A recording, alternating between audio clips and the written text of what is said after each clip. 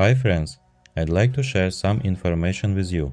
Toyota has updated the 2027 Sequoia, adding a stylish design, cutting-edge technology, and the new Trailhunter Package.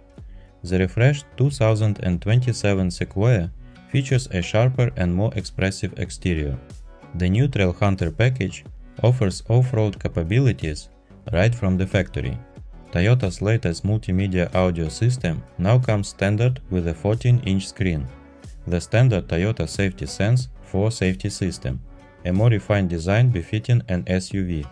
The Sequoia's refreshed design emphasizes the strength and stability of its horizontal architecture, creating a new front-end design that looks elegant and premium while remaining robust and confident, meeting the needs and expectations of full-size SUV buyers. On certain trim levels, the use of bright chrome accents has been reimagined to create a balanced and modern look, while the finish on the grille and bumper adds a touch of sophistication to Toyota's rugged image. Rectangular fog lights are integrated into the bumper for enhanced functionality, and the lower center section of the bumper has been refined to emphasize a crisp and confident style. What do you think of this SUV?